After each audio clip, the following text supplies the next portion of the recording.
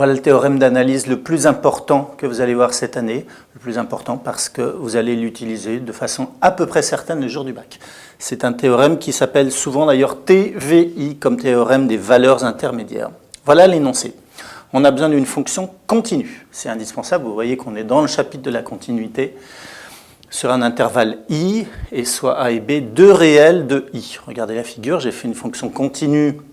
Alors elle n'est pas monotone, hein, c'est-à-dire qu'elle peut être croissante, décroissante, peu importe, mais vous voyez que le tracé de cette courbe, notamment entre a et b, est fait de façon continue. Je n'ai pas levé le crayon pour tracer la courbe.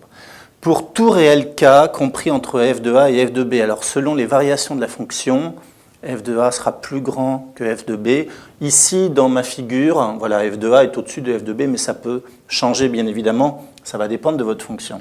Alors, dès que vous prenez un réel k qui est là-dedans, entre f de a et f de b, compris entre les deux, l'idée de ce théorème est la chose suivante. Il existe au moins un réel c qui va être compris entre a et b, tel que f de c égale k. En bref, on est en train de dire ici que dès que vous avez un nombre k entre f de a et f de b, eh bien, il existe au moins un antécédent. Hein, c'est la notion d'antécédent que vous avez vue en classe de seconde. Regardez graphiquement où on les trouve.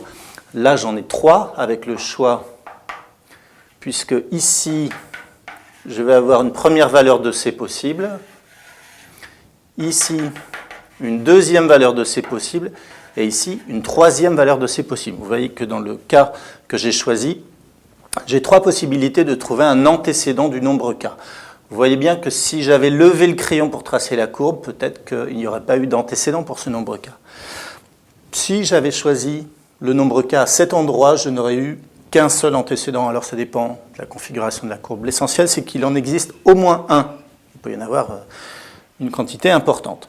On va regarder maintenant ce théorème dans un cas particulier, qui va être le cas où on a une fonction qui est monotone, c'est-à-dire strictement croissante ou strictement décroissante. Je vous montre ça sur le dos du tableau. On reprend le même théorème que précédemment, sauf qu'ici on va s'intéresser théorème des valeurs intermédiaires qu'à des fonctions strictement monotones. Des fois, il s'appelle le théorème de la bijection. Il peut avoir plusieurs noms. On peut l'appeler tout simplement TVI aussi. Alors, regardez la nouveauté par rapport à ce qu'on a vu précédemment. On a toujours une fonction continue, sinon il n'y a pas de théorème de valeurs intermédiaires. Et cette fois-ci, il faut une fonction strictement monotone sur l'intervalle AB. Pour tout réel k compris entre f de a et f de b, là c'est pareil, regardez, f de a est plus grand que f de b, j'ai pris une fonction décroissante sur l'intervalle AB. Elle est même strictement décroissante, hein, le mot strict est important. Dès que je choisis une valeur k, n'importe où, ici, entre f de b et f de a, eh bien voilà ce que nous dit ce théorème, qui n'est pas démontré ici, vous regardez la démonstration dans votre cours, eh bien il existe un unique, cette fois-ci on n'en a plus qu'un, parce qu'on a la monotonie stricte, un unique réel c, qui est entre a et b, quelque part par là, de telle sorte que f de c soit égal à k, c'est-à-dire qu'on cherche l'unique antécédent de k. Regardez comment on va le construire.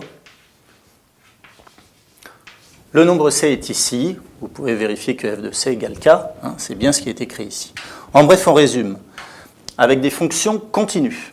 Si vous avez une fonction qui est uniquement continue, c'est-à-dire pas strictement monotone, vous pouvez avoir plusieurs antécédents, mais vous en avez au moins un. C'est le théorème des valeurs intermédiaires ordinaires.